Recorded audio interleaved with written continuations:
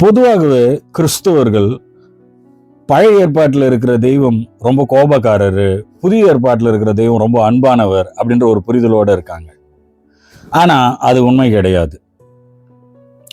இப்பேற்பட்ட ஒரு கருத்தியலை கொண்டவர்கள் பொதுவாகவே இந்த 3 பழைய ஏற்பாட்டு சம்பவங்களை கர்த்தர் கோபமானவர் என்பதை நிரூபிப்பதற்காக சொல்லுவார்கள். முதலாவதாக நோவாவின் காலத்தில் ஏற்பட்ட உலகளாவிய பிரளயத்துல ஆண்டவர் ஒட்டுமொத்த உலகத்தையும் அழித்து போட்டாரு, அவர் பயங்கரமான கோபக்காரராக தானே இருக்கணும் அப்படின்னு சொல்லுவாங்க. ஆனா நம்ம எதை மறக்கிறோம் அப்படின்னு கேட்டீங்கன்னாக்கா, ஆண்டவர் உலக அளவில் மக்கள் மனம் திரும்ப வேண்டும் என்பதற்காக 120 வருடம் கொடுத்தார். 120 வருடம் நோவாவின் மூலமாக நீதியின் உபதேசத்தை அவர் பிரசங்கித்தார். ஆனால் ஒருவரும் மனம் திரும்பவில்லை. 120 வருடமும் இந்த மக்கள் வசனம் சொல்லுது, இவருடைய இருதயத்தின் நினைவுகளின் தோற்றமெல்லாம் பொல்லாங்காய் இருந்தது அப்படின்னு.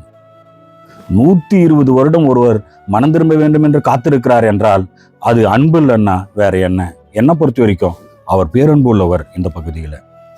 இரண்டாவதாக, இஸ்ரவேல் தேசத்தை இஸ்ரவேல் மக்களிடத்தில் கொடுப்பதற்கு எமோரியர்களையும் கானானியர்களையும் ஆண்டவர் அழித்து போட்டாரு, அதனால அவர் கோபமானவர் தானே அப்படின்னு சொல்லுவாங்க.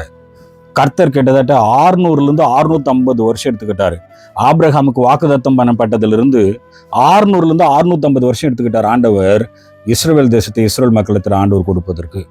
650 வருடமும் எமோரியர்களும் கானானியர்களும் மனம் திரும்ப வேண்டும் என்று ஆண்டவர் எதிர்பார்த்தார். ஆனா அவங்க அதுக்கு எதிர்மாறா என்ன பண்ணாங்க அப்படின்னு பார்த்தீங்கன்னு கேட்டீங்கன்னாக்கா, குழந்தைகளை பலி செலுத்தினார்கள்.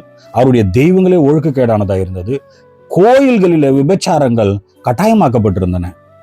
இப்பேற்பட்ட ஒரு மக்களிடத்திலே கூட ஆண்டவர் 600 வருடம் 650 வருடம் பொறுமையாய் காத்திருந்தார் என்றால் இது அன்பு இல்லைன்னா வேற என்ன? இது மாசற்ற ஒரு அன்பு. கடைசியா இஸ்ரவேல் மக்களை, தன்னுடைய சொந்த ஜனத்தையே 70 வருடம் பாபிலோனுக்கு சிறையிருப்பிலே வைத்திருந்தார் அப்படின்னு சொல்லுவாங்க. அப்போ ஆண்டவர் கோபக்காரர் தானே. ஆனா நம்ம எதை மறக்கிறோம்னு கேட்டீங்கன்னா, கிட்டத்தட்ட 490 வருடம் ஆண்டவர் இஸ்ரவேல் மக்கள் மனம் திரும்ப வேண்டும் என்று எதிர்பார்த்தார். அதாவது ஓய்வு வருடத்தை எல்லா 7வது வருடமும் அவர்கள் ஓய்வு வருடமாக ஆசரிப்பு செய்ய வேண்டும். ஆனா அவங்க அதை பின்பற்றவே இல்லை. ஆகையினால்தான் ஆண்டவர் சொன்னார், நீங்க ஓய்வு கொடுக்க மாட்டேங்கிறீங்க, அதனால நான் ஓய்வு கொடுக்க போறேன்னு ஆண்டவர் அவர்களை சிறையிருப்புக்கு அனுப்பினார். விக்கிரக ஆராதனை செய்தார்கள். சமூக நீதி தேசத்திலே செத்து போயிருந்தது. ஆனாலும் கூட 490 வருடம் ஆண்டவர் காத்திருந்தார். ஒருவர் 490 வருடம் ஒருவர் மனம் திரும்ப வேண்டும் என்று காத்திருப்பாரே, ஆனால் அது அன்பும் பாசமும் இல்லாவிட்டால் வேற என்னவாக இருக்கும்? என்னை பொறுத்தவரையில் இது ஒரு அளவற்ற அன்பாய் காணப்படுகிறது.